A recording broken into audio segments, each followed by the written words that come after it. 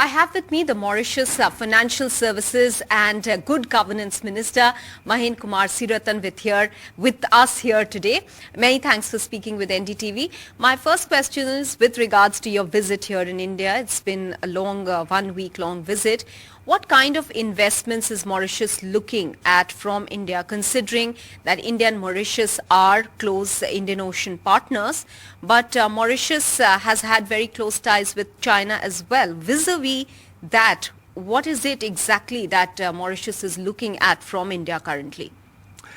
Well, first I must say that we have been a bit absent physically in India because due to the pandemic, the COVID-19 pandemic, traveling was a bit of a challenge. So we felt that, now that things are getting normalized, it's about time that we re-engage with the business community in India. Probably you are aware that at one time we were on the FATF grey list. That too has been now cleared because we have exited that FATF grey list in record time. And as a consequence of that, we also exited the EU blacklist. So now Mauritius has a fully compliant jurisdiction with regard to AML CFT matters. We wanted, of course, to share that with the business community. There's also a commentary, sir, that Mauritius wants to shed its tax haven image, and that is why it is opening up further. What would you say about that? I think it's been unfair to be always tagging Mauritius as a tax haven. For me, there is one institution, international institution, which is the OECD, which is a recognized body that is responsible to set standards with regard to tax matters. And based on their criteria, the conditions that they have put, Mauritius is on the white list of the OECD when it regards to tax matters. In fact, we don't practice any harmful tax regime, if I can put it this way. We tick all the boxes. And that is why I feel that it's unfair sometimes in the media.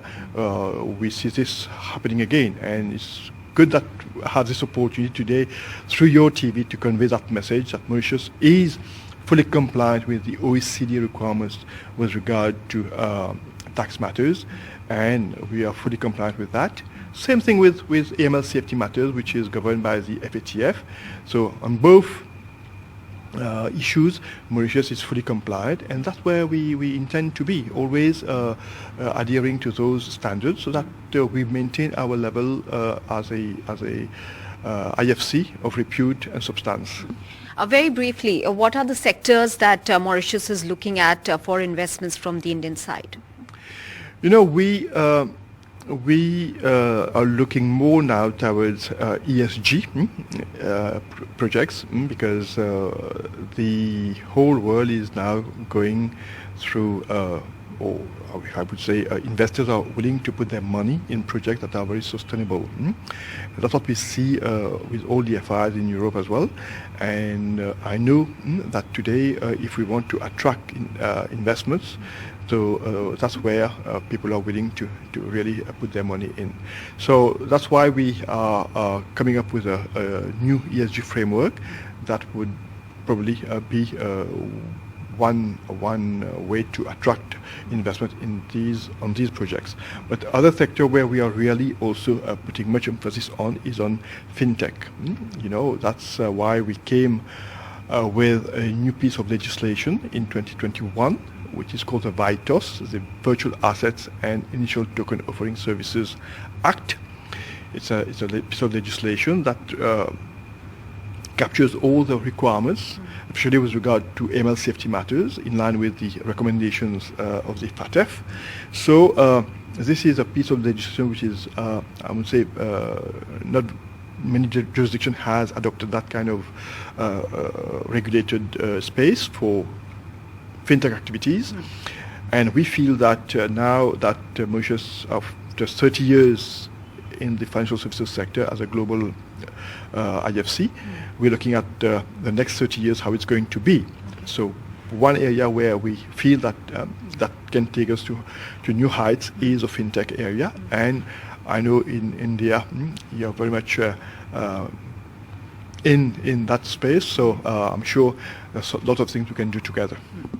So, sir, this is with regards to India's SEBI seeking certain information from Mauritius, from its counterpart. Is there any specific entity that they have wanted to inquire upon? What was the information sought on their end, and has Mauritius shared that information? You know, when it comes to regulators,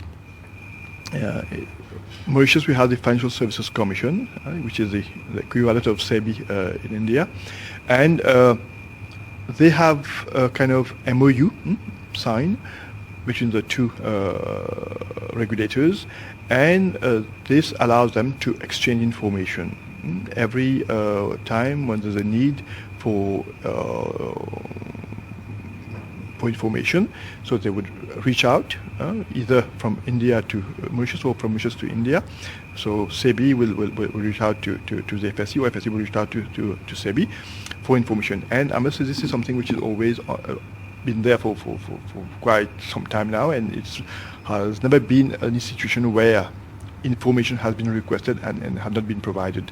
So I can say this is a very close collaboration that exists between those two regulators, and Mauritius is also party to the IOSCO, which is the International Organization for Securities Commission. So this is where they have the duty to share information.